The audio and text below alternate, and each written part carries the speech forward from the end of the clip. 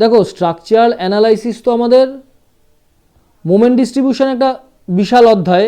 Written পরীক্ষাতে যখন আমি পড়াই বা অ্যাসিস্ট্যান্ট ইঞ্জিনিয়ার পিএসসির জন্য পড়াই, সেখানে তো একটা বড় কন্টেন্ট, কিন্তু কেএমসির ভাইভাতে একটা লিমিটেড পোর্শন অবধি পড়ে যাও, এতেই তোমার কাজ হয়ে যাবে, ঠিক আছে? কারণ জুনিয়র ইঞ্জিনিয়ারের পিএসসি সিলেবাসে তো নেই। আর এর আগে যে আমি ইনডিটারমিনেসি চ্যাপ্টারটা পড়ালাম, ইনডিটারমিনেসি কিন্তু তোমাকে একদম জানতেই লাগবে। তুমি শুধুমাত্র আমার রেকর্ডিং 2টো না 3টে ক্লাস রয়েছে, ওই ক্লাসটুকুন দেখে নাও। ভাইভাতে কি দেবে? একটা প্রপ ক্যান্টিলিভার দিতে পারে, খুব জোর একটা কন্টিনিউয়াস বিম দিতে পারে, তারপর একটা তোমাদের ফিক্সড বিম দিতে পারে, বলবে এটার ডিটারমিনেট না ইনডিটারমিনেট। এবার তোমাকে যদি বলো, তুমি যদি বলো স্যার এটা ইনডিটারমিনেট, তাহলে বলবে ডিগ্রি অফ ইনডিটারমিনেসি কত, এই তো, এর বাইরে কিচ্ছু দেবে না আর কি। আবার এর চেয়ে যদি একটু ওপরে জিজ্ঞাসা করে, বলবে যে তুমি এর ডিগ্রি অফ ইনডিটারমিনেসি বলছো, যে প্রপ ক্যান্টিলিভারটা তুমি ডিগ্রি অফ ইনডিটারমিনেসি বলছো 1, তাই এর তুমি ডিগ্রি অফ ইনডিটারমিনেসি কি করে বের করলে, ঠিক আছে? তো এর জন্য তুমি শোনো, একবার শুনে নাও, আমি একবার জাস্ট ভয়েসের মাধ্যমে বলছি, রেকর্ডিং ক্লাসে সম্পূর্ণ ডিটেলিং পাবে কি কি পড়বে ডিগ্রি অফ ইনডিটারমিনেসিতে। ডিগ্রি অফ ইনডিটারমিনেসিতে ডিটারমিনেট স্ট্রাকচার কাকে বলে, ইনডিটারমিনেট স্ট্রাকচার কাকে বলে, এটা রেডি করলে। এবার ইনডিটারমিনেসি আমাদের কয় রকমের হয়? ইনডিটারমিনেসি আমাদের অ্যাকচুয়ালি 2 রকমের হয়, একটা স্ট্যাটিক ইনডিটারমিনেসি, একটা কাইনেমেটিক ইনডিটারমিনেসি, ঠিক আছে? এবার স্ট্যাটিক ইনডিটারমিনেসি কাকে বলে, কাইনেমেটিক ইনডিটারমিনেসি কাকে বলে, এই জায়গাগুলো রেডি করলে। স্ট্যাটিক ইনডিটারমিনেসি মানে আননোন ফোর্স, আর কাইনেমেটিক ইনডিটারমিনেসি মানে ডিগ্রি অফ ফ্রিডম। একটা পার্টিকুলার জয়েন্ট রয়েছে, সেই জয়েন্টটা কতভাবে মুভ করতে পারে। এবার তুমি বললে যে স্যার জয়েন্টটা যদি একটা ধরুন পার্টিকুলার জয়েন্ট রয়েছে, ও যদি বিভিন্নভাবে মুভ করে তো ভেঙেও যেতে পারে, ঠিক আছে? এই জয়েন্টটা যে ভেঙে যাচ্ছে, এই ক্রাইটেরিয়াকে কিন্তু এর মধ্যে কনসিডারেশন করা হয় না। একটা পার্টিকুলার জয়েন্ট কয়ভাবে মুভমেন্ট করতে পারে, এই তোমার ডিগ্রি অফ কাইনেমেটিক ইনডিটারমিনেসি। এবার চলে আসো degree of static indeterminacy. Degree of static indeterminacy আমরা কি কি স্ট্রাকচারের ক্ষেত্রে ক্যালকুলেশন করতে পারি? একটা হচ্ছে রিজিড স্ট্রাকচার, একটা পিন জয়েন্টেড স্ট্রাকচার, এই তো তোমাদের বলেছিলাম। এবার রিজিড স্ট্রাকচার, রিজিড স্ট্রাকচারের মধ্যে আমরা কিভাবে বের করতে পারি? একটা তো ডাইরেক্ট ফর্মুলা রয়েছে, আননোন মাইনাস নোন, এই পার্টিকুলার ফর্মুলার সাহায্যে বের করতে পারি। আর second of all, degree of static indeterminacy DSE plus DSI, তার মানে কি degree of external static indeterminacy, যাকে আমরা ডিএসই বলি, প্লাস ডিএসআই। ডিএসআই মানে ডিগ্রি অফ স্ট্যাটিক, ডিএসআই মানে হচ্ছে ইন্টারনাল স্ট্যাটিক ইনডিটারমিনেসি। এইভাবে এক্সটার্নাল স্ট্যাটিক ইনডিটারমিনেসি আর ইন্টারনাল স্ট্যাটিক ইনডিটারমিনেসি বের করলে, এবার দুটোকে যোগ করে দিলে, এইভাবে তুমি ডিগ্রি অফ স্ট্যাটিক ইনডিটারমিনেসি বের করলে, ঠিক আছে? হলো, আর তো কিছু নেই। আর বাদবাকি সম্পূর্ণ ক্লাসের মধ্যে আলোচনা করা রয়েছে, সেই ভিডিওগুলো দেখলে। এবার কাইনেমেটিক ইনডিটারমিনেসি। কাইনেমেটিক ইনডিটারমিনেসিও আমরা কার ক্ষেত্রে বের করি? আমরা বের করি রিজিড ফ্রেমের ক্ষেত্রে বের করি, আবার পিন জয়েন্টেডের ক্ষেত্রে বের করি। কাইনেমেটিক ইনডিটারমিনেসিতে তোমাদের কিছু কিছু স্পেশাল কেস চলে আসে, যেই পার্টিকুলার স্ট্রাকচারটার কাইনেমেটিক ইনডিটারমিনেসি বের করছো, সেই পার্টিকুলার স্ট্রাকচারটা যদি অ্যাকশিয়ালি রিজিড হয়, মানে অ্যাকশিয়ালি তার যদি লেন্থ যদি না বাড়ে, তবে তার কাইনেমেটিক ইনডিটারমিনেসি কত হবে। বা তার মধ্যে যদি একটা হিঞ্জ দেওয়া থাকে, হিঞ্জ আমাদের স্ট্যাটিক ইনডিটারমিনেসিতেও দেওয়া থাকে, ঠিক আছে? এই সব নিয়ে আলোচনা রয়েছে। আমি এটুকুন কনফিডেন্ট যে এর পরের সপ্তাহের মধ্যে স্ট্রাকচারটা দেখে কোথাও যদি ছোট প্রবলেমও যদি হয়, তাহলে আমাকে বলবে। আমার মনে হয় না কোথাও সমস্যা হবে, ঠিক আছে? কেউ দেখেছো আমার ব্যাচের স্টুডেন্টরা পার্টিকুলার ডিটারমিনেসি যেগুলো আমি তোমাদের পড়িয়েছিলাম, রেকর্ডিং ক্লাস দেখেছো কি এখন পর্যন্ত? না কেউ এখনো পর্যন্ত দেখোনি? স্যার দেখেছি স্যার। দেখে বুঝতে কোথাও অসুবিধা হয়েছে? না স্যার, কোনো বুঝতে অসুবিধা নেই। বুঝতে কোথাও অসুবিধা হয়নি তো? আমি আমি আমার রেগুলার ব্যাচে তোমার আজকে তোমাদের ব্যাচে সেই পার্টিকুলার ভিডিওটাও দিয়ে দেবো। রেগুলার ব্যাচে গুপ্তার কোশ্চেনগুলো আমি সলভ করিয়েছিলাম, ঠিক আছে? গুপ্তার কোশ্চেন সলভ করিয়েছিলাম। আর গেট পরীক্ষার প্রিভিয়াস ইয়ারের কোশ্চেন সলভ করে তোমাদের অত লেভেল অবধি দরকার নেই। গুপ্তার কোশ্চেনগুলো দিয়ে দেবো তোমাদের ব্যাচে, ওরা দেখে নেবে। আচ্ছা দেখো, এবার হচ্ছে মোমেন্ট ঠিক আছে। ডিস্ট্রিবিউশন মেথডটা সম্বন্ধে আসি। সুমিত, তুমি মনে হয় আজকে, হ্যাঁ আমার প্রথম ক্লাস করছো, 1 মিনিট দেবো তো, তুমি প্রথম ক্লাস করছো নাকি আজকে? হ্যাঁ স্যার। কোথাও যদি বুঝতে অসুবিধা হয় ভালো করে বলবে কিন্তু, যে এই যা পার্টিকুলার জায়গাটা বুঝলাম না। আর অবশ্যই কিন্তু আমি এর পরের ক্লাসের আগে তুমি কিন্তু চেষ্টা করো যাতে স্ট্রাকচার, স্ট্রেংথ অফ মেটেরিয়াল দুটো যতটা সম্ভব দেখে নেওয়ার, ঠিক আছে? আচ্ছা স্যার। হ্যাঁ, তোমাদের তো কেএমসির ভাইবাটা রয়েছে, তোমাদের তো সময় নেই বেশি। হ্যাঁ দেবব্রত বলো। স্যার বলছি, যদি স্ট্যাটিক ইনডিটারমিনেসি আর কাইনেমেটিক ইনডিটারমিনেসি কাকে বলে জিজ্ঞাসা করে, তাহলে হ্যাঁ। এইভাবে বললে কি হবে? বলো শুনি, দাঁড়াও। স্ট্যাটিক হ্যাঁ বলো বলো। হ্যাঁ স্ট্যাটিক ইনডিটারমিনেসিটা সাপোর্ট রিঅ্যাকশন এবং মেম্বার ফোর্স নিয়ে বেসিক্যালি ডিল করে, আর কাইনেমেটিক ইনডিটারমিনেসিটা কত ডিগ্রি না, হলো না। জয়েন্টের কত স্ট্যাটিক ডিগ্রি। ইনডিটারমিনেসিটা তোমার হচ্ছে আননোন ফোর্স নিয়ে ডিল করে, ঠিক আছে? আচ্ছা, এভাবে বলতো। আচ্ছা, আচ্ছা, আননোন unknown ফোর্স নিয়ে force-টা। ডিল করে। তুমি এটা চিন্তা করো না। তুমি, হুম। আমি দেখবে প্রথমে বলেছি যে ডিটারমিনেট ইনডিটারমিনেট কাকে বলে, ঠিক আছে?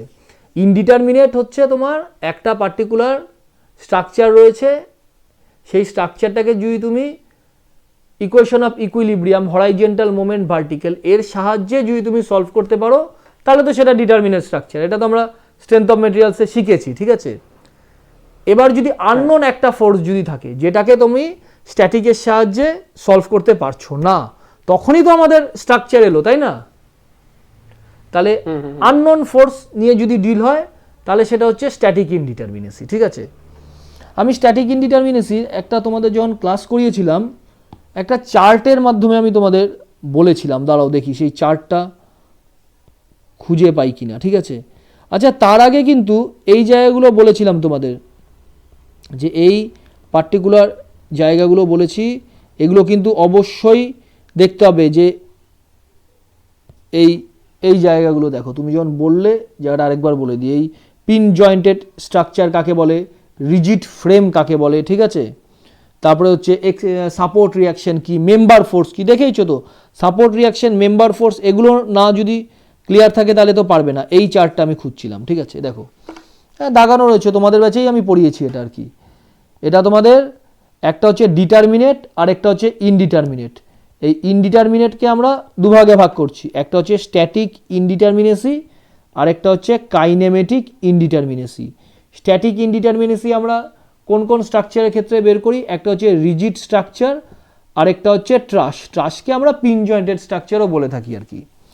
তো এই স্ট্যাটিক ইনডিটারমিনেসি কীভাবে বের করি? একটা এক্সটার্নাল স্ট্যাটিক ইনডিটারমিনেসি আর এই ইন্টারনাল স্ট্যাটিক ইনডিটারমিনেসি, ঠিক আছে? এভাবে বের করি, এটা একটা প্রসিডিওর। আর এখানে লেখা নেই, দাঁড়াও কি লিখেছি, এক্সটার্নাল স্ট্যাটিক ইনডিটারমিনেসি, ইন্টারনাল স্ট্যাটিক ইনডিটারমিনেসি। সে তখন পড়িয়েছিলাম, কি লিখেছিলাম তখন সেটা তো মনে নেই। এটা হচ্ছে একটা প্রসিডিওর, এভাবে বের করতে পারি। আর ডাইরেক্ট ইকুয়েশনের সাহায্যে বের করতে পারি। দেখো এখানে লিখেছি, এই রেজাল্ট আমরা কীভাবে বের করতে পারি? ডাইরেক্ট ইকুয়েশনের সাহায্যে। আর এক্সটার্নাল স্ট্যাটিক ইনডিটারমিনেসি আর ইন্টারনাল স্ট্যাটিক ইনডিটারমিনেসি আলাদা আলাদা করে বের করে সেটাকে যোগ করে আমরা বের করতে পারি। আমাদের রিজিড স্ট্রাকচারের ক্ষেত্রেও বের করতে হবে স্ট্যাটিক ইনডিটারমিনেসি, আর ট্রাসের ক্ষেত্রেও বের করতে হবে স্ট্যাটিক ইনডিটারমিনেসি। একদম সোজা জায়গা, ঠিক আছে? একবার দেখে নাও, যদি কোথাও অসুবিধা হয় আমাকে বলবে, ঠিক আছে? যারা কেএমসি রিটিন ক্লিয়ার করেছো রোববারের আগেই, রোববার অবধি ওয়েট করতে হবে না, তারা ভয়েস মেসেজের সাহায্যে গ্রুপের মধ্যেই বলে দেবে, আমি উত্তর দিয়ে দেবো যত তাড়াতাড়ি সম্ভব হয়, ঠিক আছে? এবার আসো মোমেন্ট ডিস্ট্রিবিউশন। দেখো তোমাদের জন্য কেএমসিতে ধরেই নিতে পারে যে ক্যারি ওভার মোমেন্ট কাকে বলে। কি আছে বলে, একদম ইজি ইজি জায়গা তো, একবার ভালো করে বুঝে নাও, দেখবে পরীক্ষার হল অবধি মনে থাকবে। Carry over moment, carry over factor, stiffness কি বা স্টিফনেস ফ্যাক্টর কি, রিলেটিভ স্টিফনেস আর ডিস্ট্রিবিউশন ফ্যাক্টর, এই কয়েকটা জায়গা দেখে যাওয়া আমার মনে হয় উচিত আর কি, ঠিক আছে? আর তোমার তো ফ্লুইড মেকানিক্সও রয়েছে, ফ্লুইড মেকানিক্সের বেসিক জায়গাগুলোও দেখে যাবে। আচ্ছা, ক্যারি ওভার মোমেন্ট কী বলো তো? একটা পার্টিকুলার, ধরো একটা বিম রয়েছে, ঠিক আছে? একটা বিম রয়েছে, বিমের দুটো সাপোর্টের একটা বিম রয়েছে। বিম থেকে আরেকটু যদি স্পেসিফিকভাবে বলা যায়, দুটো সাপোর্টের একটা স্ট্রাকচার রয়েছে। তার একটা সাপোর্টে তুমি একটা মোমেন্ট অ্যাপ্লাই করলে, ঠিক আছে? এবার সেই মোমেন্টের কত পার্সেন্টেজ পরের সাপোর্টটাতে ক্যারি হবে, এটাই হচ্ছে ক্যারি ওভার মোমেন্ট, আর কিচ্ছু না, ঠিক আছে? ক্যারি ওভার মোমেন্টের মধ্যে এই স্পেশাল পয়েন্টটা মনে রাখতে হবে। ধরো একটা ডায়াগ্রাম দিয়ে তোমাদের দেখাই, এই একটা তোমাদের দাঁড়াও, অভিজিৎ এখন ক্লাসে এলো। আচ্ছা দেখো, এই একটা তুমি দেখতে পাচ্ছ স্ট্রাকচার রয়েছে, এর বি সাপোর্টে তুমি একটা মোমেন্ট অ্যাপ্লাই করলে, এম মোমেন্ট অ্যাপ্লাই করলে, ঠিক আছে। বি সাপোর্টে এম মোমেন্ট অ্যাপ্লাই করলে, এবার এ সাপোর্টটা তোমার কি সাপোর্ট? এ সাপোর্টটা তোমার ফিক্সড সাপোর্ট। এবার এ সাপোর্টে এই এম মোমেন্টের কত পার্সেন্টেজ ক্যারি ফরওয়ার্ড হবে, এটাই ক্যারি ওভার মোমেন্ট, ঠিক আছে। ক্যারি ওভার মোমেন্টের মধ্যে একদম কিচ্ছু নেই। এবার প্রশ্ন হচ্ছে যে কতটা মোমেন্ট ক্যারি হবে সেটা আমরা দেখে কি করে বুঝবো? তাহলে তো এর নির্দিষ্ট কোনো থাম্ব রুল রয়েছে। আচ্ছা দেখো, যদি এখানে বি যেই সাপোর্টটা রয়েছে, বি সাপোর্টে মোমেন্ট অ্যাপ্লাই হলো, আমরা দেখব বির যে পরবর্তী সাপোর্ট, যেই পার্টিকুলার সাপোর্টে মোমেন্টটা ক্যারি হবে বলে আমরা ক্যালকুলেশন করতে চলেছি, সেই পার্টিকুলার সাপোর্টটা কি নেচারের। এখানে দেখা যাচ্ছে পার্টিকুলার সাপোর্টটা হচ্ছে ফিক্সড সাপোর্ট, ঠিক আছে।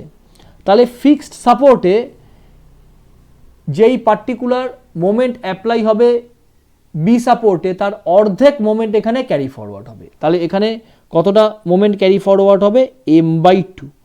m/2 মোমেন্ট এখানে ক্যারি ফরওয়ার্ড হবে। আচ্ছা এখানে দেখো একটা কথা লিখেছি, সেম ডাইরেকশন মানে কি? এখানে পার্টিকুলার বি এন্ডে আমি মোমেন্ট অ্যাপ্লাই করিয়েছি অ্যান্টি ক্লকওয়াইজ, এখানে আমি মোমেন্ট অ্যাপ্লাই করিয়েছি অ্যান্টি ক্লকওয়াইজ। তুমি যদি বলো আমি এখানে ক্লকওয়াইজ মোমেন্ট অ্যাপ্লাই করাবো, ঠিক আছে, কোনো আপত্তি নাই, আমি অ্যান্টি ক্লকওয়াইজ ধরে ক্যালকুলেশনগুলো করাচ্ছি। তাহলে এই বি সাপোর্ট থেকে যে ক্যারি ফরওয়ার্ড হবে এ সাপোর্টে মোমেন্ট, এই এ সাপোর্টে মোমেন্টের নেচারও কিন্তু তোমার অ্যান্টি ক্লকওয়াইজই হবে। এই এ সাপোর্টে মোমেন্টের নেচারও তোমার অ্যান্টি ক্লকওয়াইজ হবে, ঠিক আছে। এই সেম ডাইরেকশনটা কিন্তু একটা ইম্পর্টেন্ট কথা। এবার তুমি যদি বলো যে স্যার সেম ডাইরেকশনটা আসছে কেন, এ দেখো ক্যারি ওভার মোমেন্টের পর আমরা ক্যারি ওভার ফ্যাক্টর পড়ব। তো ক্যারি ওভার ফ্যাক্টরটা হচ্ছে একটা অনুপাত। আমরা কি জানি, অনুপাতে হর এবং লব দুটোতেই কিন্তু একই নেচারের কোয়ান্টিটি থাকা দরকার আর কি।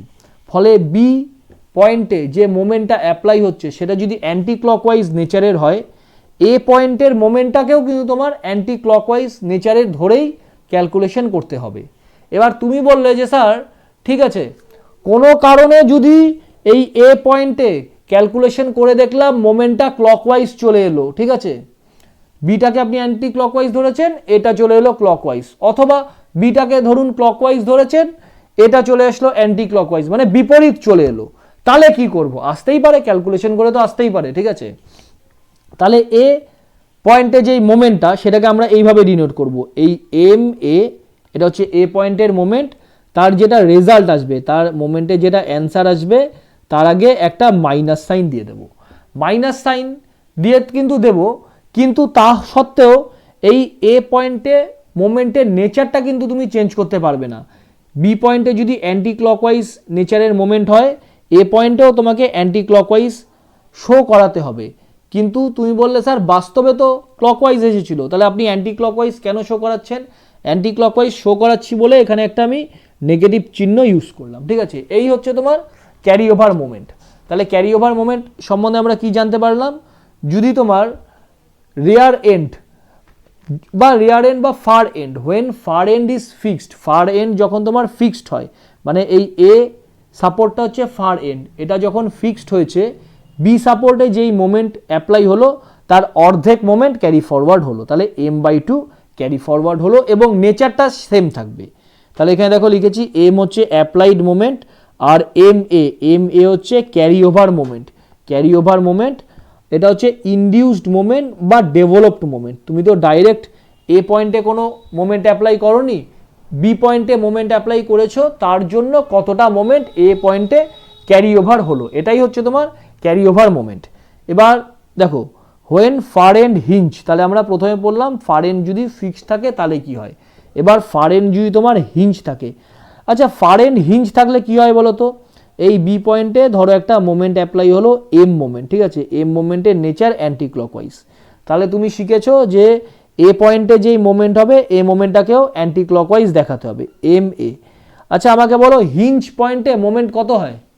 হিঞ্জে মোমেন্ট কত? আমরা কিন্তু এর আগের অধ্যায় ওটা শিখেছি, তাহলে এতে জিরো হবে হ্যাঁ স্যার। ঠিক আছে, Zero, তাহলে zero. এম এর ভ্যালু হয়ে যাবে আমাদের 0, ঠিক আছে। এবার চলে আসো in cantilever beam. In cantilever বিমের ক্ষেত্রে কি হবে, ক্যান্টিলিভার বিমের এই বি এন্ডে ধরো তোমার মোমেন্ট অ্যাপ্লাই হলো হচ্ছে এম, এখানে অ্যান্টি ক্লকওয়াইজ মোমেন্ট অ্যাপ্লাই হলো এম, তাহলে এ পয়েন্টে কি পরিমাণে মোমেন্ট ক্যারি ফরওয়ার্ড হবে, এ পয়েন্টে মোমেন্ট ক্যারি ফরওয়ার্ড হবে M A equals to minus M. আচ্ছা দেখো এখানে মাইনাস চলে এলো, আগের দুটোতে কিন্তু মাইনাস দিইনি, তার মানে ক্যালকুলেশন করে দেখা গেছে যে এ পয়েন্টে যেই মোমেন্টের ভ্যালু আসছে সেই মোমেন্টের ভ্যালুটা ক্লকওয়াইজ আসছে। এবার ক্লকওয়াইজকে তো তুমি শো করতে পারবে না, বি পয়েন্টে যেহেতু অ্যান্টি ক্লকওয়াইজ মোমেন্ট এসেছে, ঠিক আছে, এ পয়েন্টেও তোমাকে অ্যান্টি ক্লকওয়াইজই দেখাতে হবে, কিন্তু ক্যালকুলেশনে তো এলো ক্লকওয়াইজ, সেই জন্য এখানে তুমি নেগেটিভ সাইনটা ইউজ করলে। এই হচ্ছে তোমার ক্যারি ওভার মোমেন্ট। তিনটে জায়গা মনে রাখতে হয়, যে ফিক্সড হলে কি হয়, হিঞ্জ হলে কি হয়, আর ক্যান্টিলিভার হলে কি হয়, ঠিক আছে। আমি একদম ভাষায় লিখে দিয়েছি, ভাষাটা তো তোমার একটা স্যার just- এটা হ্যাঁ বলো। সেটা -1 এরকম করে ডিনোট করে না, -1 0 হাফ এরকম হয়? ওটা হচ্ছে ক্যারি ওভার মানে- ফ্যাক্টর, ঠিক আছে। ও আচ্ছা আচ্ছা হ্যাঁ, আচ্ছা, এরপরে আসবো। বুঝলাম। পড়েছো কিন্তু অনেকদিন পড়নি তো, পিএসসি তে ছিল না তো, ঠিক আছে। হ্যাঁ স্যার, পিএসসি তেই পড়েছি, আমি জানতাম না সিলেবাসে ছিল না, পিএসসি সময় পড়েছি। পড়েছো, ঠিক আছে ঠিক আছে। হুম। না এটা পিএসসি সিলেবাসে নেই। দেখো তাহলে কি হলো, carry over moment is the induced or developed moment, এটা তো ডেভেলপড মোমেন্ট, এ পয়েন্টে তো তুমি কোনো মোমেন্ট অ্যাকচুয়ালি দাওনি, এ পয়েন্টে মোমেন্টটা তো ক্যারি ফরওয়ার্ড হলো, ঠিক আছে, at one end due to applied moment at the other next end, ঠিক আছে, নেক্সট এন্ডে তুমি একটা মোমেন্ট দিয়েছো, তার জন্য কতটা মোমেন্ট ক্যারি ফরওয়ার্ড হলো, ঠিক আছে। এখানে ডাইরেকশনের জায়গাটাও লিখে দিয়েছি, in the direction of carry over moment is same that of applied moment, applied মোমেন্টের ডাইরেকশন যেটা হবে ক্যারি ওভার মোমেন্টেরও ডাইরেকশনটা সেম হবে। আচ্ছা ডাইরেকশনটা সেম কেন হবে, একটু আগেই বললাম, যেটা দেবব্রত এখনই বললো, যে carry over factor, carry over ফ্যাক্টরটা একটা রেশিও, তো এই রেশিওতে তো তোমার হর এবং লবে একই নেচারের কোয়ান্টিটি থাকে, সেই জন্য এর মোমেন্টের নেচারটা তোমাকে সেম রাখতে হবে। Applied moment then carry over moment is taken, moment is then taken positive, otherwise taken negative. হ্যাঁ ঠিক আছে, সেম নেচারের যদি হয় তাহলে এটা তোমাদের পজিটিভ তোমাকে ধরতে হবে, আদারওয়াইজ এটাকে তোমার নেগেটিভ ধরতে হবে, কিন্তু তুমি ডাইরেকশনটা চেঞ্জ করতে পারবে না, আদারওয়াইজ ইট ইজ নেগেটিভ, ঠিক আছে। এই ছিল আর কি, এই হয়ে গেল তোমাদের ক্যারি ওভার মোমেন্ট। কারোর কোথাও এমনভাবে চিন্তা করো যাতে এই যে শুনে গেলে এই শুনেই ভাইবা দিতে হবে কিন্তু সুমিত, ঠিক আছে, ফলে বুঝতে অসুবিধা হলে আমাকে এখানেই বলবে। এবার তোমাদের চলে আসছে ক্যারি ওভার ফ্যাক্টর, তো বোঝার কোনো সমস্যা হয়েছে? না স্যার।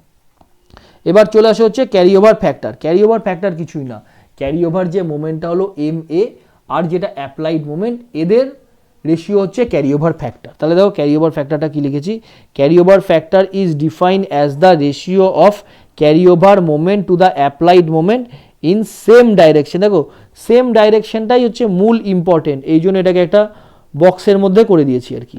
এই পিডিএফটা আমি দিয়ে দেবো আজকে তোমাদের ক্লাসের পরে ব্যাচে। আচ্ছা, when far end is hinge, when far end is, না হিঞ্জ ভুল পড়লাম, when far end is fixed, তাহলে এখানে যদি এম মোমেন্ট অ্যাপ্লাই হয় তাহলে ক্যারি ওভার মোমেন্ট কত হবে, ক্যারি ওভার মোমেন্ট হবে m/2, এটা তো দেখলেই। আর নেচারটা কি থাকবে, নেচারটা থাকবে হচ্ছে সেম, এটা যদি অ্যান্টি ক্লকওয়াইজ হয় বি পয়েন্টের মোমেন্ট, তাহলে এ পয়েন্টের মোমেন্টও তোমার অ্যান্টি ক্লকওয়াইজ হবে, তাহলে এর ক্যারি ওভার ফ্যাক্টর কী হবে, carry over factor equals to M A divided by M, M এর ভ্যালু হচ্ছে m/2 আর এম এর ভ্যালু তো এম লিখলাম, তাহলে এটা তুমি ক্যালকুলেশন করে দেখলে এটা আসলো তোমার হাফ, ঠিক আছে। এই হয়ে গেল when far end is fixed. এবার চলে আসলো তোমার when far end is hinge, far end যখন হিঞ্জ হয়, এই বি পয়েন্টে তুমি মোমেন্ট অ্যাপ্লাই করলে এম, তাহলে এ পয়েন্টে মোমেন্টের ভ্যালু কত, এ পয়েন্টে মোমেন্টের ভ্যালু হচ্ছে 0, তাহলে ক্যারি ওভার তোমার ফ্যাক্টর কত, M A divided by M, 0/m equals to 0। এবার হচ্ছে in cantilever beam, in cantilever বিমে তুমি কি দেখলে যে এই বি পয়েন্টে মোমেন্ট তোমার অ্যাপ্লাই হয়েছিল এম, তাহলে এ পয়েন্টে তোমার মোমেন্টের ভ্যালু এম এর ভ্যালু হয়ে যাবে তোমার -m, তাহলে ক্যারি ওভার ফ্যাক্টর হচ্ছে -m/m ইকুয়ালস টু -1, ঠিক আছে। এই হচ্ছে তোমার ক্যারি ওভার ফ্যাক্টর। আরও অনেক কিছু রয়েছে, ভাইবার জন্য এর বেশি কিছু দরকার নেই আর কি, এর চেয়ে ভেতরে যাবে না, ঠিক আছে, জুনিয়র ইঞ্জিনিয়ার ভাইবার জন্য। এবার তোমাদের আসছে স্টিফনেস। আচ্ছা দেবব্রত, এবার তোমার ক্লিয়ার হলো জায়গাটা কোথায় ভুল হচ্ছিল? হ্যাঁ স্যার, হ্যাঁ বুঝতে পেরেছি। আর আমি স্যার এগুলো মানে মুখস্থ করেছিলাম, এবার বুঝতে পারলাম ব্যাপারগুলো আর কি, মানে ঠিক আছে। এগুলোই এগুলো মুখস্থ করেছিলাম, এগুলো ফ্যাক্টর গুলো। না ফ্যাক্টরগুলো মুখস্থের কি আছে বলে, একদম ইজি, একদম একদম হ্যাঁ সোজা। আমি জানতাম না আসলে। মানে ব্যাপারটা কি, আমি তোমাকে বলি, আমি এতদিন পড়াচ্ছি তো, 6 বছর হয়ে গেল। মানে কেউ যদি বলে যে সবচেয়ে সোজা সাবজেক্ট কি, ঠিক আছে, সবচেয়ে সোজা সাবজেক্ট হচ্ছে স্ট্রেংথ অফ মেটেরিয়ালস আর স্ট্রাকচারাল অ্যানালাইসিস। তোমরা দেখবে স্ট্রেংথ অফ মেটেরিয়ালসের যেই ক্লাসগুলো আমি করিয়েছি, ওগুলো মনে রাখতে কম্পারেটিভলি কিন্তু বিল্ডিং মেটেরিয়ালের থেকে সোজা মনে রাখা, কারণ ডেটা কম তো, এবং স্ট্যান্ডার্ড ডেটা এই এই এই এই হয়, ঠিক আছে। টেম্পারেচার বাড়লে এই তার নেচার, টেম্পারেচার কমলে এই তার নেচার, ঠিক আছে।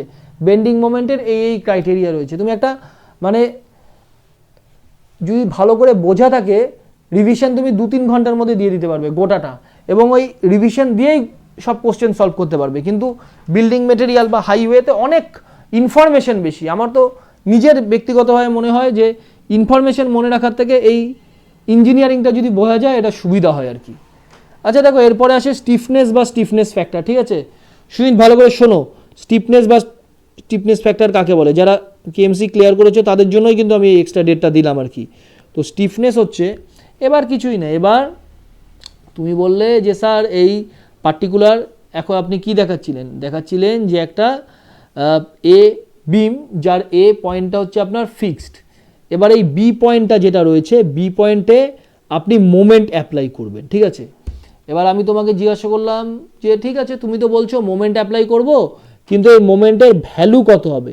তুমি আমাকে বললে যে এমনভাবে মোমেন্ট অ্যাপ্লাই করুন যেখানে যে থিটাটা, এখানে যেহেতু বি পয়েন্ট আমি থিটা বি লিখেছি আর কি, এই থিটা বা থিটা বি এর মান যেন আপনার ইউনিট আসে, 1 ডিগ্রি যাতে আসে, এমনভাবে আপনি মোমেন্ট অ্যাপ্লাই করুন। আমি বললাম ঠিক আছে, তাহলে আমাকে এমনভাবে মোমেন্ট অ্যাপ্লাই করতে হবে যাতে এই থিটার ভ্যালুটা এই বি পয়েন্টের আমার ইউনিট আসে, ঠিক আছে, বা 1 ডিগ্রি আসে।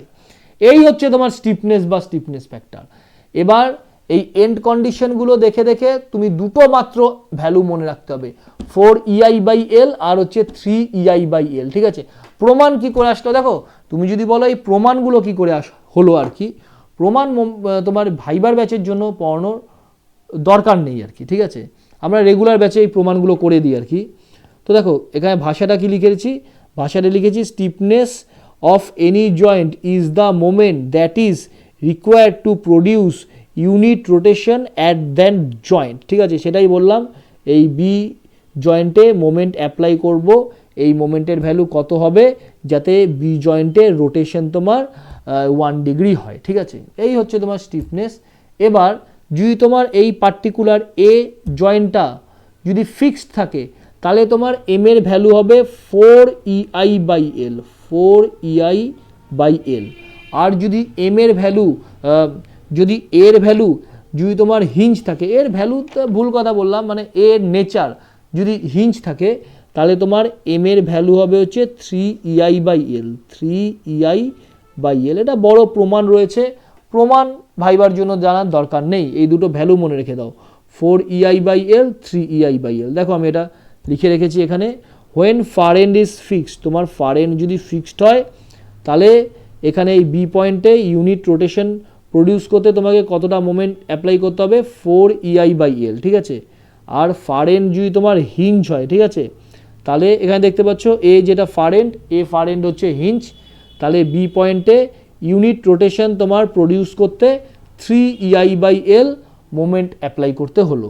আর যদি হয় তোমার ফার এন্ড যদি ফ্রি হয়, তুমি তো বলতে পারো স্যার ফার এন্ড তো আমার ফ্রিও হতে পারে, ফার এন্ড যদি তোমার ফ্রি হয় তাহলে এখানে মোমেন্টের ভ্যালু কত হবে দেখো, তাহলে দেখো এই জিনিসটা বোঝো যে ফার এন্ড যদি তোমার ফ্রি হয়, তুমি এখানে ইউনিট রোটেশন প্রডিউসই করতে পারবে না, এই রোটেশনটা তোমার ইনফাইনাইট হবে, ইউনিট রোটেশন তুমি কিছুতেই প্রডিউস করতে পারবে না, ঠিক আছে।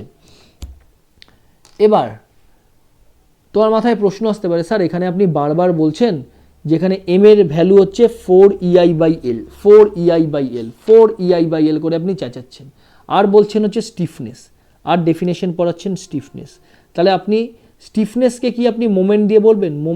এম তো আমি জানি মোমেন্টের ইউনিট, তাহলে আপনি স্টিফনেস পড়াচ্ছেন, কিন্তু আপনি এখানে দেখাচ্ছেন যে স্টিফনেস ইকুয়ালস টু এম, এটা কীরকম হয়, তাই তো? কিন্তু এখানে আপনি লিখে দিয়েছেন যে স্টিফনেস ইকুয়ালস টু কে, তাহলে এই কে আর এম এর মধ্যে কিছু একটা তো রিলেশন রয়েছে।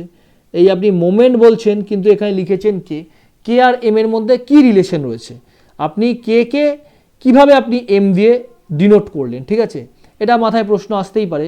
দেখো কিভাবে করি বলো তো, এই moment is proportionate to rotation, এটা তো তোমরা জানো। তাহলে মোমেন্ট তাহলে equals to K into rotation হলো। আমরা কি বলছি যে এই রোটেশনটা হবে তোমার 1 ডিগ্রি রোটেশন। এই 1 ডিগ্রি রোটেশনটা যদি হয় তাহলে এম আর কে এ দুটোর ভ্যালু তোমার সমান হয়ে যায়। ফলে আমরা কে দিয়ে এটাকে ডিনোট না করে এই পার্টিকুলার একে মোমেন্ট দিয়েই আমরা ডিনোট করি, ঠিক আছে। স্টিফনেসকে অ্যাকচুয়ালি স্টিফনেস মানে কে, কিন্তু একে আমরা মোমেন্ট দিয়ে ডিনোট করছি। এবার তোমার কোন কেস চলে আসলো, far end is free. Far end is free হলে তাহলে কি হবে, তাহলে দেখলে থিটা হচ্ছে ইনফাইনাইট। তাহলে এবার লিখে দাও, তাহলে এ দেখো এটা আমি লিখে রেখেছি, যাই হোক আরেকবার মুছে দিয়ে তোমাদের সামনেই লিখি তাহলে বুঝতে সুবিধা হয়। তাহলে আমরা কি দেখলাম যে থিটা ইজ প্রপোর্শনেট টু, দাঁড়াও, moment is proportionate to theta. তারপরে তুমি লেখো যে moment equals to K into theta, ঠিক আছে। তাহলে থিটার মান তুমি কত দেখলে, থিটার মান দেখলে তুমি ইনফাইনাইট। তাহলে তোমার মোমেন্টের ভ্যালু কত হবে এটা তোমাকে বের করতে হবে। আচ্ছা, আমরা অ্যাকচুয়ালি স্টিফনেস মানে কি, স্টিফনেস মানে তো কে, তাহলে কে এর মান কত হচ্ছে, K equals to moment by infinite, something by infinite হচ্ছে 0।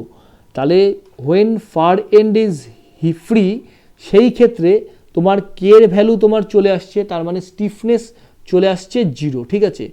এইভাবে এই জায়গাটা তোমাদের অল্পের মধ্যে বুঝিয়ে দিলাম, ঠিক আছে। ডিটেলে তো প্রত্যেকটা ডেসক্রিপশন করাই যায় আর কি, যে কি করে এই 3EI/L এলো, প্রত্যেকটারই প্রমাণ রয়েছে, 4EI/L এলো, এত কিছু প্রমাণ আমাদের ভাইবার জন্য দরকার নেই, ঠিক আছে। যদিও যখন আমি তোমার রেগুলার ব্যাচগুলোতে পড়াই তখন এগুলো করে দিই, কারণ কোনো একটা কোশ্চেন সলভ করতে এগুলো দরকার হতেই পারে। এবার আসো হচ্ছে রিলেটিভ স্টিফনেস কাকে বলে। রিলেটিভ স্টিফনেসও একদম সোজা জিনিস। রিলেটিভ স্টিফনেস হচ্ছে এই যে স্টিফনেসের যে তুমি ভ্যালুটা পেলে, স্টিফনেসের ভ্যালু কি পেলে, 3EI/L পেলে যখন তোমার ফার এন্ডটা হিঞ্জ ছিল, আর ফার এন্ড যখন ফিক্সড ছিল তখন তুমি পেলে 4EI/L। এই 3EI/L আর 4EI/L একে আমরা ভাগ করব হচ্ছে 4K দিয়ে, তাহলে আমরা রিলেটিভ স্টিফনেস পেয়ে যাব। এই হচ্ছে রিলেটিভ স্টিফনেস, আর এমন বিশেষ কিছু জটিল জায়গা না রিলেটিভ স্টিফনেস, ঠিক আছে। তাহলে কি করলাম, স্টিফনেসকে আমরা 4E দিয়ে ভাগ করলাম। তাহলে when far end is fixed, তাহলে 4EI/L, 4EI/L কে এই 4E দিয়ে আমি ভাগ করালাম, এই ই কেটে গেল, 4 কেটে গেল, তাহলে রিলেটিভ স্টিফনেস তোমার কত হচ্ছে, রিলেটিভ স্টিফনেস হচ্ছে I/L। আর যখন তোমার ফার এন্ড হচ্ছে হিঞ্জ, ফার এন্ড হিঞ্জ হলে কি হবে, 3EI/L, 3EI/L কে 4E দিয়ে তুমি ভাগ করছো, তুমি এই ই কাটলে তাহলে তোমার হয়ে গেল হচ্ছে 3/4 I/L, এই হয়ে গেল তোমার রিলেটিভ স্টিফনেসের ভ্যালু। ব্যাস এতটুকুনি তোমাদের, ঠিক আছে, স্টিফনেস, রিলেটিভ স্টিফনেস। আর একটা প্যারামিটার শেখাবো, সেটা হচ্ছে ডিস্ট্রিবিউশন ফ্যাক্টর। কারণ দেখো তোমার মোমেন্ট ডিস্ট্রিবিউশন থেকে তো বড় 10 নম্বরের কোশ্চেন দিয়ে দেবে না ভাইভাতে, কেএমসির ভাইভাতে, দিলেই ছোটোখাটো জায়গায় জিজ্ঞাসা করবে, এবং যা বলে দিলাম এর বাইরে কেউ জিজ্ঞাসা তোমাদের করবে না।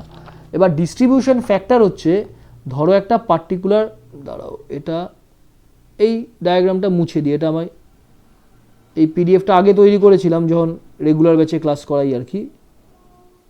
এই পার্টিকুলার ডায়াগ্রামটা সামনে তোমাদের বোঝাতে হবে, ঠিক আছে। কি হয় বলো তো অ্যাকচুয়ালি, দাঁড়াও, এটা সোজা ডায়াগ্রাম যদি আঁকা থাকে তাহলে এখান দিয়ে বুঝিয়ে দিই, ঠিক আছে। এই কোশ্চেনটাও তোমাদের করাবো, এই মোমেন্ট অ্যাট পয়েন্ট কিউ, এই কোশ্চেনটা তোমাদের করাবো, এই কোশ্চেনটা সলভ করাবো আজকের ক্লাসে। তো কি হয় বলো তো, এখানে দেখছো যে একটা স্ট্রাকচার রয়েছে, যে কোনো বই খুলবে না স্ট্রাকচার, এই মোমেন্ট ডিস্ট্রিবিউশনের ক্ষেত্রে তোমার ডিস্ট্রিবিউশন ফ্যাক্টর যে অঙ্কগুলো থাকে সেখানে এরকমই একটা ফ্রেম টাইপের স্ট্রাকচার করা থাকে আর কি। তো এখানে এই টি পয়েন্টটা হচ্ছে জাংশন পয়েন্ট, টি পয়েন্টটা জাংশন পয়েন্ট, টি পয়েন্টে 100 কিলোনিউটন মোমেন্ট তোমার অ্যাপ্লাই হলো, ঠিক আছে। এবার তুমি খুঁজে কি বের করবে, খুঁজে বের করবে। তুমি তো বললে যে স্যার টি পয়েন্টটাতে বা টি জয়েন্টটাতে, পয়েন্ট বলা ঠিক নয়, জয়েন্ট বলবে এগুলোকে। তো টি জয়েন্টে আপনি বলছেন যে 100 kilonewton metre force, 100 kilonewton metre moment apply হলো, তাহলে এই কিউএ কতটা হবে, কিউএ তার কতটা ক্যারি ফরওয়ার্ড হবে, এই হচ্ছে আমাদের ডিস্ট্রিবিউশন ফ্যাক্টরে আমরা শিখব। স্বাভাবিক তো, বুঝতেই পারছো যে এখানে যদি টি পয়েন্টে যদি বা টি জয়েন্টে যদি এম মোমেন্ট অ্যাপ্লাই হয়, তাহলে কিউ জয়েন্টে কতটা মোমেন্টের এফেক্ট আসবে, এটাই আমাদের এই পার্টিকুলার ডিস্ট্রিবিউশন ফ্যাক্টরে শিখতে হবে। ঠিক আছে, তাহলে কি করে জিনিসটা তুমি ডিস্ট্রিবিউট করবে? ডিস্ট্রিবিউশন ফ্যাক্টর মানে এই টি জয়েন্টে যেই এম মোমেন্ট অ্যাপ্লাই হলো, এই এম মোমেন্টকে এই চারটে জয়েন্ট, এই পি কিউ আর এস এর মধ্যে এই পার্টিকুলার মোমেন্টকে তুমি কিভাবে ডিস্ট্রিবিউট করবে, নামেই তো বোঝা যাচ্ছে যে ভাই ডিস্ট্রিবিউশন ফ্যাক্টর, এই মোমেন্টটাকে তুমি কিভাবে ডিস্ট্রিবিউট করবে। এই ডিস্ট্রিবিউট করতে গেলে তাহলে তুমি বলতে পারো যে স্যার ডিস্ট্রিবিউট করব, ডিস্ট্রিবিউট করতে গেলে তো একটা ডিস্ট্রিবিউশন ফ্যাক্টর দরকার, তা না হলে কিভাবে করব? স্বাভাবিক ব্যাপার, তো একটা ডিস্ট্রিবিউশন ফ্যাক্টর দরকার। তো এবার তুমি একটা জিনিস চিন্তা করো তো, তুমি এইভাবে তো একটা বলতেই পারো যে স্যার এই এ যে জয়েন্টটা রয়েছে, এ জয়েন্টে 100 কিলোনিউটন মিটার মোমেন্ট অ্যাপ্লাই হলো, এই এ জয়েন্টের সঙ্গে কোন কোন মেম্বার মিট করেছে? এই এবি মেম্বার যার একটা এন্ড বি, এই এসি মেম্বার যার এই জয়েন্টটা সি, আর এডি মেম্বার যার এই এন্ডটা ডি। আপনি বলছেন যে এই বি জয়েন্টে কতটা মোমেন্ট ডিস্ট্রিবিউট হলো, সি জয়েন্টে কতটা মোমেন্ট ডিস্ট্রিবিউট হলো, আর ডি জয়েন্টে কতটা মোমেন্ট ডিস্ট্রিবিউট হলো। এটা চোখে দেখে তুমি কি বুঝতে পারছো যে এই এবি মেম্বারটা কম্পারেটিভলি হচ্ছে এর যেটা উইথ, সেই উইথটা কম, ঠিক আছে, এর উইথ থেকে এসি মেম্বারের উইথ বেশি, আর সবচেয়ে বেশি উইথ হচ্ছে এই এডি মেম্বারের, এর উইথটা হচ্ছে সবচেয়ে বেশি। এখানে জাস্ট একটা বোঝানোর ক্ষেত্রে বোঝালাম, যেহেতু এবি মেম্বারের উইথটা কম বা চওড়া কম, এতে 20% মোমেন্ট ডিস্ট্রিবিউট হলো, ফলে এর মোমেন্ট হয়ে গেল 20%। এডি যে মেম্বার, এডি মেম্বারের চওড়া এবি মেম্বার থেকে একটু বেশি চওড়া, ফলে 30% মোমেন্ট ক্যারি করতে পারে। ঠিক আছে, আর যেটা এডি মেম্বারের হচ্ছে সবচেয়ে বেশি উইথ, তাহলে এ বেশি পরিমাণ মোমেন্ট ক্যারি করতে পারে। তাহলে এই পার্টিকুলার ডায়াগ্রামে আমরা কি দেখলাম? উইথের ওপর মোমেন্টটা ডিস্ট্রিবিউট হচ্ছে, কিন্তু আমাদের যেই ফ্রেম দেওয়া থাকবে পরীক্ষার হলে বা আমাদের বিল্ডিংয়ের একটা ফ্রেম, বাস্তবে তো বিল্ডিংয়ের মোমেন্টটা কীভাবে ডিস্ট্রিবিউট হয়, তার তো উইথগুলো সমান হয়, সেখানে তো তুমি আর এই উইথ কনসেপ্ট দিয়ে করতে পারবে না। তাহলে সেখানে ডিস্ট্রিবিউশন তুমি কিভাবে করবে, এটাই আমাদের খুঁজে বের করার উদ্দেশ্য এখানে। ঠিক আছে, তো শোনো ভালো করে আমরা কিভাবে ডিস্ট্রিবিউটটা করব, পুরোটা আমি তোমাদের ক্যালকুলেশন তো করেই দেবো, আমি আগে গল্পটা তোমাদের বোঝাই। দেখো, আমাদের প্রথমে বের করতে হবে ডিস্ট্রিবিউশন ফ্যাক্টর। তাহলে প্রথমে বের করতে হবে, এই জায়গাটাতে চলে যাই, এই ডায়াগ্রামটাতে চলে যাই। ঠিক আছে, এখানে আমি তোমাদের কি বের করাবো? মোমেন্ট অ্যাট সাপোর্ট কিউ, এই সাপোর্ট কিউতে কতটা মোমেন্ট এলো। তুমি তাহলে প্রথম তোমার কাজ কি? প্রথম তোমার কাজ হচ্ছে ডিস্ট্রিবিউশন ফ্যাক্টর তোমার খুঁজে বের করা, ডিস্ট্রিবিউশন ফ্যাক্টর খুঁজে বের করা, এটা তোমার 1 নম্বর কাজ। 2 নম্বর কাজ কি? এই ডিস্ট্রিবিউশন ফ্যাক্টর, ধরো তুমি প্রথমে এই ডিস্ট্রিবিউশন ফ্যাক্টর অফ এই টি কিউ, এই টি কিউ মেম্বারের ডিস্ট্রিবিউশন ফ্যাক্টর খুঁজে বের করলে, এবার তোমার কাজ কি? এই টি কিউ মেম্বারের মধ্যে কতটা মোমেন্ট এলো সেটা তোমার খুঁজে বের করতে হবে। ঠিক আছে, এবার টি কিউ মেম্বারের মধ্যে মোমেন্ট কত এলো সেটা তুমি কিভাবে খুঁজে বের করবে? টি কিউ মেম্বারের যে ডিস্ট্রিবিউশন ফ্যাক্টর তুমি পেলে, distribution factor of T Q, একে তুমি গুণ করবে টোটাল মোমেন্ট দিয়ে। তাহলে তোমার টোটাল মোমেন্টটা কত? টোটাল মোমেন্ট তোমার 100 নিউটন মিটার, 100 নিউটন তো না, 100 কিলো নিউটন মিটার। তাহলে এই টি কিউ মেম্বারের ডিস্ট্রিবিউশন ফ্যাক্টর দিয়ে টোটাল মোমেন্টকে যখন তুমি গুণ করলে, তখন তোমার টি কিউ মেম্বারে কতটা মোমেন্ট আসছে সেটা তুমি পেয়ে গেলে। আচ্ছা, একটু আগেই তুমি শিখলে যে ফার এন্ড যদি তোমার ফিক্সড থাকে, ঠিক আছে, তাহলে কতটা মোমেন্ট ক্যারি ফরওয়ার্ড হয়? তাহলে 50% মোমেন্ট ক্যারি ফরওয়ার্ড হয়। তর্কের খাতিরে ধরো এই টিকিউ মেম্বারে তোমার মোমেন্ট এলো টোটাল 100 থেকে এখানে ধরো টিকিউ মেম্বারে 50 মোমেন্ট ক্যারি ফরওয়ার্ড হয়ে এলো, ঠিক আছে। তবে ক্যারি ফরওয়ার্ড হয়ে এলো না, ডিস্ট্রিবিউশন ফ্যাক্টর দিয়ে যেহেতু গুণ করেছো ডিস্ট্রিবিউট হয়ে এলো। এবার তোমাকে যদি বলা হয় এরপরে কিউ যেই জয়েন্ট, এই কিউ জয়েন্টে কতটা মোমেন্ট এলো, তুমি দেখলে কিউ জয়েন্টের নেচার হচ্ছে ফিক্সড, সেখান থেকে তুমি বলে দিলে যে স্যার তাহলে কিউ জয়েন্টে মোমেন্ট এলো, আমরা একটু আগেই দেখেছি m/2, তাহলে টি কিউ মেম্বারে যদি 50 কিলোনিউটন মিটার মোমেন্ট হয় তাহলে 50 kilonewton by 25, 50/2 equals to 25 kilonewton metre moment, 25 kilonewton metre moment Q জয়েন্টে ডিস্ট্রিবিউট হলো, ঠিক আছে। এই হচ্ছে আমার মূল আমরা কাজ করতে চলেছি। এবার তোমাদের মনে প্রশ্ন আসতে পারে যে sir distribution factor of TQ আপনি বের করলেন কি করে, তাই তো।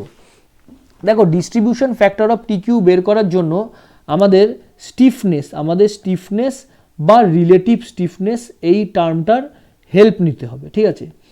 আচ্ছা দেখো স্টিফনেস বা রিলেটিভ স্টিফনেসের হেল্প তুমি কিভাবে নেবে, প্রথমে তোমাকে বের করতে হবে, তুমি স্টিফনেস দিয়েও বের করতে পারো, রিলেটিভ স্টিফনেস দিয়েও বের করতে পারো। আজকের ক্লাসে আমি স্টিফনেস বা রিলেটিভ স্টিফনেস যে কোনো একটা দিয়ে তোমাদের বের করে দিচ্ছি, ঠিক আছে। যখন অঙ্কটা করাবো করে দেবো। ধরো স্টিফনেস দিয়ে বের করে দিলাম, তুমি ক্লাসটা দেখে বাড়িতে রিলেটিভ স্টিফনেস দিয়ে বের করো, ঠিক আছে।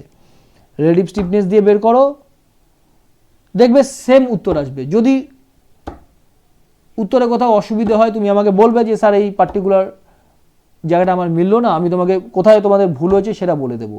এবার মনে প্রশ্ন আসতে পারে স্যার এত বড় কোশ্চেন কি, যেটা মূল সবার মনে হয় এত বড় কোশ্চেন কি পরীক্ষার হলে দেবে, এত বড় কোশ্চেন পরীক্ষার হলে দেবে না। এর পার্টগুলো জিজ্ঞাসা করতে পারে, পুরো জায়গাটা আগে বুঝে নাও, তারপরে কোন পার্টে শর্ট কোশ্চেন হয় আর কি ভাইবার জন্য সেটা তারপরে বুঝতে পারবে। তাহলে তোমাকে প্রথমে স্টিফনেস বা রিলেটিভ স্টিফনেস বের করতে হবে। কিভাবে তুমি রিলেটিভ স্টিফনেস বের করবে, তুমি স্টিফনেস বা রিলেটিভ স্টিফনেস বের করা অলরেডি শিখে গেছো, 4EI/L আর 3EI/L, এই হচ্ছে তোমার স্টিফনেসের ফর্মুলা। তুমি ফার এন্ডের সাপোর্টের কন্ডিশন দেখে এই 4EI/L বা 3EI/L ফর্মুলার অ্যাপ্লাই করবে। আর যদি তুমি এভাবে তুমি স্টিফনেস আর রিলেটিভ স্টিফনেস হলে এই 4EI/L কে বা 3EI/L কে ভাগ করবে 4E দিয়ে, তুমি রিলেটিভ স্টিফনেস পেয়ে যাবে। তারপরে এই রিলেটিভ স্টিফনেস বের করে নিলে তো এবার তুমি এখানে 4টে মেম্বার অ্যাক্ট হয়েছে, এই 1 নম্বর মেম্বার, একে আমি দিলাম 1 নম্বর মেম্বার, একে দিলাম 2 নম্বর মেম্বার, একে দিলাম 3 নম্বর মেম্বার, একে দিলাম 4 নম্বর মেম্বার। 4টে মেম্বারে তুমি রিলেটিভ স্টিফনেস বের করে নিলে, ঠিক আছে, বা স্টিফনেস বের করে নিলে। এবার তোমার উদ্দেশ্য তো স্টিফনেস বা রিলেটিভ স্টিফনেস বের করা নয়, তোমার উদ্দেশ্য হচ্ছে ডিস্ট্রিবিউশন ফ্যাক্টর অফ টিকিউ বের করা। তাহলে ডিস্ট্রিবিউশন ফ্যাক্টর অফ টিকিউ তুমি কিভাবে বের করবে, তুমি stiffness of TQ divided by summation of stiffness of all 4 member, বাদ বাকি যে 4টে মেম্বারের স্টিফনেস তুমি পেয়েছো, স্টিফনেস অফ হচ্ছে টিপি প্লাস স্টিফনেস অফ হচ্ছে TQ plus stiffness of TR plus stiffness of TS, এই 4টে মেম্বারের স্টিফনেস দিয়ে যোগ করবে আর কি, ঠিক আছে, যোগ করবে। আর একে তুমি এই স্টিফনেস অফ টিকিউকে এই 4টে মেম্বারের স্টিফনেস দিয়ে ভাগ করবে, তাহলে তুমি ডিস্ট্রিবিউশন ফ্যাক্টর পেয়ে যাবে। একবার যেই তুমি ডিস্ট্রিবিউশন ফ্যাক্টর পেয়ে গেলে তুমি খুব সহজেই মোমেন্টটা বের করে ফেলতে পারবে। এই পার্টিকুলার কোশ্চেনটা আমি একটাই মোমেন্ট তোমাদের বের করা শেখাচ্ছি, সেমভাবে তুমি এই আর পয়েন্টে কতটা মোমেন্ট হবে, পি পয়েন্টে কি হবে, এস পয়েন্টে কত হবে, প্রত্যেকটা জায়গা তুমি একই প্রসিডিওরে বের করতে পারবে। তাহলে আমাদের প্রথমে কাজ কি, প্রথমে কাজ হচ্ছে আমাদের স্টিফনেস, ঠিক আছে, বা রিলেটিভ স্টিফনেসগুলো বের করা, তারপরে এগুলোকে সামেশন করে ডিস্ট্রিবিউশন ফ্যাক্টর বের করা, ঠিক আছে। আসো এক এক করে আমরা করি। তাই দেখো কি লিখেছি এখানে, stiffness of member OA at joint O, তাহলে স্টিফনেসের ফর্মুলা এখানে কি লিখেছি, 4EI/L। দেখো এখানে I1 আর L1 লিখেছি, যেহেতু 1 নম্বর মেম্বার তো ভাগ করতে হবে, তো মানে ভাগ বলতে কিছু একটা দিয়ে তো বোঝাতে হবে। এই 1 নম্বর মেম্বারকে এর মোমেন্ট অফ ইনার্শিয়াকে 1 সাফিক্সে আর লেন্থের সাফিক্সেও 1 দিয়েছি আর কি, যাতে ভাগ করা যায়, অন্যগুলো সাথে যাতে গুলিয়ে না যায়। আর এর স্টিফনেসকে আমি লিখলাম হচ্ছে K1, এই হয়ে গেল তোমার স্টিফনেসের ভ্যালু। দেখো যে এ জয়েন্টটা এটা নিশ্চয়ই তোমার ফিক্সড রয়েছে। এখানে দেখো এখানে এ হলো কেন, দাঁড়াও, এটা তাহলে কোনো একটা অন্য ফিগারের ও এ না, এটা অন্য একটা কোশ্চেনের ছিল, আমি এটাকে মডিফাই করে দিচ্ছি, ঠিক আছে? এটা অন্য একটা ফিগারের ছিল, ওই এটা একটা অন্য ফিগারে, ঠিক আছে? এটা হচ্ছে ও, তোমার ফিগার অনুসারে হচ্ছে ও পি ও কিউ, ঠিক আছে? তারপর এটাতে আসছে ও আর একটা হচ্ছে ও এস, ঠিক আছে? তাহলে তোমার কি ছিল, যেটা তোমার পি এন্ড ছিল, পি এন্ডটা তোমার হিঞ্জ ছিল। তোমার ডায়াগ্রামে দেখি কোশ্চেনে কি রয়েছে, তোমার পি এন্ডটা হচ্ছে হিঞ্জ রয়েছে। তাহলে তোমার এখানে কিন্তু 4pi/l হবে না, তোমার এখানে হবে হচ্ছে রিলেটিভ স্টিফনেস, তোমার হবে এখানে 3ei/l, এই এর আগে 1 লিখলে, এর আগে 1 লিখলে, এই হলো তোমার k1 এর ভ্যালু, ঠিক আছে? তোমার কিউ জয়েন্টটা কি রয়েছে, কিউ জয়েন্টটা তোমার ফিক্সড রয়েছে। কিউ জয়েন্টে তাহলে 4ei/l এখানে হবে। এখানে দেখো আই এর এখানে 2 লিখেছো, এলে তুমি 2 লিখেছো, এটা জাস্ট ভাগ করে বোঝানোর জন্য আর কি, 1 নম্বর মেম্বার 2 নম্বর মেম্বার। সেম ভাবে তোমার আর যে জয়েন্টটা রয়েছে, আর জয়েন্টটা তোমাকে যেই ডায়াগ্রামটা বোঝাচ্ছি সেখানে ফিক্সড রয়েছে, তাহলে এটাও হয়ে যাবে তোমার 4ei/l3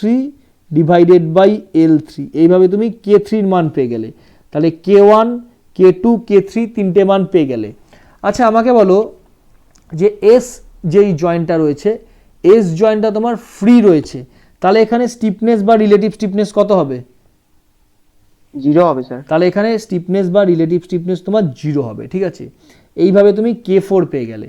এইভাবে তুমি স্টিফনেস দিয়ে বের করতে পারো, অথবা তুমি রিলেটিভ স্টিফনেস দিয়েও বের করতে পারো। রিলেটিভ স্টিফনেস দিয়ে কি করে বের করবে? একই তো ব্যাপার রে ভাই, এই রিলেটিভ স্টিফনেস হচ্ছে এই 3ei/l1, একে 4e দিয়ে ভাগ করো, একে তুমি ভাগ করো হচ্ছে 4e দিয়ে, ঠিক আছে? এবার তুমি কাটো, এই ই কাটলে তাহলে তোমার কত আসলো, 3/4 i1/l1, ঠিক আছে? আমি স্টিফনেস দিয়ে করে দিচ্ছি কোশ্চেনটা, তুমি রিলেটিভ স্টিফনেস দিয়ে বাইরে প্র্যাকটিস করো, ঠিক আছে? এবার তুমি করবে কি, প্রত্যেকটা স্টিফনেসকে যোগ করবে। এই দেখো k = k1 + k2 + k3 + k4, প্রত্যেকটা স্টিফনেসকে তুমি যোগ করলে, এখানে আগের কোশ্চেনটা অনুসারে লেখা আছে আর কি। এবার তোমার উদ্দেশ্য হচ্ছে ডিস্ট্রিবিউশন ফ্যাক্টর বের করা। তাই তুমি ডিস্ট্রিবিউশন ফ্যাক্টর কি করে বের করবে? তাহলে ডিস্ট্রিবিউশন ফ্যাক্টর বের করবে, এখানে তোমার মেম্বারের নামগুলো চেঞ্জ হয়ে গেছে, ঠিক আছে? Distribution factor of OP, distribution factor of OQ, distribution factor of OR আর ডিস্ট্রিবিউশন ফ্যাক্টর অফ OS। এটা তুমি এই স্টিফনেস পার্টিকুলার OP মেম্বারের যেটা স্টিফনেস আসলো তাকে তুমি ভাগ করলে টোটাল স্টিফনেস দিয়ে, এই করে তুমি OP মেম্বারের ডিস্ট্রিবিউশন ফ্যাক্টর পেলে। একইভাবে তুমি OQ মেম্বারের ডিস্ট্রিবিউশন ফ্যাক্টর, OR মেম্বারের ডিস্ট্রিবিউশন ফ্যাক্টর, OS মেম্বারের ডিস্ট্রিবিউশন ফ্যাক্টর তুমি বের করে নিতে পারো। এখানে তোমাকে মনে রাখতে হবে ভাইবার জন্য দারুণভাবে important, some of the total distribution factor is always 1। এই ডিস্ট্রিবিউশন ফ্যাক্টরগুলোকে যে যোগ করলে তুমি এই k1/summation(k), ঠিক আছে? তারপর k2/summation(k), এই করে যে তুমি 4টে মেম্বারের ডিস্ট্রিবিউশন ফ্যাক্টর পেলে, এই ডিস্ট্রিবিউশন ফ্যাক্টরগুলোকে যোগ করলে এর ভ্যালু অলওয়েজ তোমার 1 আসবে, ঠিক আছে? এইটা কিন্তু মনে রাখতেই তোমাকে হবে আর কি। এটা গুপ্তার বইয়ে একটা কোশ্চেনও রয়েছে, যারা পড়াশোনার সঙ্গে যুক্ত তারা জানো আর কি। এইভাবে তুমি করতে পারো। আবার তুমি রিলেটিভ স্টিফনেস দিয়েও বের করতে পারো। এই 1 নম্বর মেম্বারের তোমার রিলেটিভ স্টিফনেস তুমি বের করলে, 2 নম্বর মেম্বারের রিলেটিভ স্টিফনেস বের করলে, 3 নম্বর মেম্বারের রিলেটিভ স্টিফনেস বের করলে, 4 নম্বর মেম্বারের রিলেটিভ স্টিফনেস বের করলে। 4টে মেম্বারে তুমি রিলেটিভ স্টিফনেস বের করলে, এবার রিলেটিভ স্টিফনেসগুলোকে যোগ করলে, সামেশন অফ রিলেটিভ স্টিফনেস পেলে। এবার ডিস্ট্রিবিউশন ফ্যাক্টর OA তো না, এটা আমি একটা যেই অঙ্কটা বুঝিয়েছিলাম স্টুডেন্টদের আগের ব্যাচে, তাদের হয়তো এটা করিয়েছিলাম। এটা হচ্ছে OP, OQ, OR R OS, এই 4টে মেম্বারের ডিস্ট্রিবিউশন ফ্যাক্টর তুমি এই রিলেটিভ স্টিফনেসের সাহায্যেও তুমি বের করে নিতে পারো, ঠিক আছে? ব্যাস এই একটা কোশ্চেন, এই কোশ্চেনটা দরকার নেই, ভাইবার ব্যাচে দরকার নেই, এটা 2020 সালে WBPSCর অ্যাসিস্ট্যান্ট ইঞ্জিনিয়ারের পরীক্ষাতে এসেছিল, ঠিক আছে? এই কোশ্চেনটা বলে দিয়েছিল এখানে θB কত। থিটা বি, একদম সোজা। এই তোমাদের যে করলাম moment equals to K into theta, এর সাহায্যেই তোমাদের এটা হয়ে যাবে, ঠিক আছে। এবার আসো যে কোশ্চেনটা তোমাদের বোঝাচ্ছিলাম হচ্ছে এই কোশ্চেনটা, ঠিক আছে। এখানে তোমাকে কি বললাম, যে এই কিউ যেই পয়েন্টটা রয়েছে বা কিউ যেই জয়েন্টটা রয়েছে, এই জয়েন্টে কতটা মোমেন্ট ক্যারি হলো আর কি। আচ্ছা এবার বলো আমাকে, তোমরা বলার থেকে আমি নিজেই করে দিই, ঠিক আছে। প্রথমবার করছো তো, আমি নিজেই করে দিই, তারপরে যদি কোথাও অসুবিধা হয় আমাকে বলবে আর কি। তাহলে আমার কাজ কি, প্রথমে আমি তোমাদের রিলেটিভ স্টিফনেস দিয়ে বের করে দিচ্ছি। Relative stiffness of TP, relative stiffness of TQ, relative stiffness of TR আর রিলেটিভ স্টিফনেস অফ টিএস তোমরা বের করলে, ঠিক আছে। তাহলে আমি অলরেডি লিখে রেখেছি আগে 3/4 I/L। তাহলে এখানে এল এর মান হচ্ছে টিপি মেম্বারের ক্ষেত্রে 3, এটা ঠিক আছে। তাহলে এই 3 কেটে গেল, এর রিলেটিভ স্টিফনেস হয়ে গেল I/4। এবার টিকিউ, এই টিকিউ এর লেন্থ হচ্ছে 2 মিটার, ঠিক আছে, 2 মিটার। তো তাহলে এই এল এর জায়গাতে আমি লিখে দিলাম 2, তাহলে এর রিলেটিভ স্টিফনেস হয়ে গেল হচ্ছে I/2। টিআর দেখি, টিআর এর কত লেন্থ, টিআর এর লেন্থ হচ্ছে 4 মিটার, তাহলে এর রিলেটিভ স্টিফনেস হয়ে যাবে হচ্ছে I/4। আর এসটা যেহেতু ফ্রি, ফলে এর রিলেটিভ স্টিফনেস 0। এবার তোমাকে কি করতে হবে, 4টে রিলেটিভ স্টিফনেসকে যোগ করতে হবে। দেখো 4টে রিলেটিভ স্টিফনেসকে যোগ করা একদম সোজা। এই I/4কে যোগ করলে I/2 আসছে, I/2 আর I/2 যোগ করলে তুমি I এর ভ্যালু পেয়ে গেলে, ঠিক আছে। তাহলে সাম অফ রিলেটিভ স্টিফনেস তোমার I হলো, ঠিক আছে, এটা তুমি পেলে। এবার তোমাকে কি করতে হবে, ডিস্ট্রিবিউশন ফ্যাক্টর বের করতে হবে। তাহলে এই টিপি মেম্বারই দিই, ধরো টিপি মেম্বারের ডিস্ট্রিবিউশন ফ্যাক্টর কত হবে, এই টিপি মেম্বারের ডিস্ট্রিবিউশন ফ্যাক্টর কত হবে, এর যেটা রিলেটিভ স্টিফনেস, একে আমি ভাগ করব যে 4টে মেম্বারের রিলেটিভ স্টিফনেস কত তুমি পেলে সেটা দিয়ে। তাহলে এর রিলেটিভ স্টিফনেস হচ্ছে I/4 আর 4টে মেম্বারের রিলেটিভ স্টিফনেস হচ্ছে I, তাহলে I/4/I, তাহলে এটা তোমার এলো হচ্ছে 1/4, এটা হলো এর রিলেটিভ স্টিফনেস। দ্বিতীয় মেম্বারের ডিস্ট্রিবিউশন ফ্যাক্টর চলে আসো, এই পার্টিকুলার মেম্বারের ডিস্ট্রিবিউশন ফ্যাক্টর কী করে বের করব, এটা হচ্ছে I/2 ডিভাইডেড বাই I, তাহলে এর ডিস্ট্রিবিউশন ফ্যাক্টর হয়ে যাবে হাফ। 3 নম্বর মেম্বারের তুমি ডিস্ট্রিবিউশন ফ্যাক্টর কী করে বের করবে, 3 নম্বর মেম্বারের ডিস্ট্রিবিউশন ফ্যাক্টর হচ্ছে I/4 ডিভাইডেড বাই I, তাহলে এর ডিস্ট্রিবিউশন ফ্যাক্টর হবে 1/4। আর তারপরের মেম্বারের ডিস্ট্রিবিউশন ফ্যাক্টর তো এর 0ই হবে আর কি, ঠিক আছে। তোমাদের আমি কি বললাম, যে একটা জয়েন্টে যে কটা মেম্বার এসে যুক্ত হচ্ছে, সেই কয়টা মেম্বারের ডিস্ট্রিবিউশন ফ্যাক্টর যখন তুমি যোগ করবে, দেখবে তার ভ্যালু 1 আসবে। এবার ডিস্ট্রিবিউশন ফ্যাক্টরগুলো তুমি যোগ করো, 1/4 প্লাস 1/2 প্লাস 1/4, তাহলে কত হচ্ছে দেখো, 1/4 আর 1/4 হচ্ছে তোমার হাফ, আর এই হাফ আর হাফে তোমার 1 হচ্ছে, ঠিক আছে। এই হয়ে গেল ডিস্ট্রিবিউশন ফ্যাক্টর 1 তোমার এলো। আমি এটা রিলেটিভ স্টিফনেস দিয়ে করে দিলাম, সেমভাবে তুমি স্টিফনেস দিয়ে বের করো, দেখবে তোমার সেম আসবে, ঠিক আছে।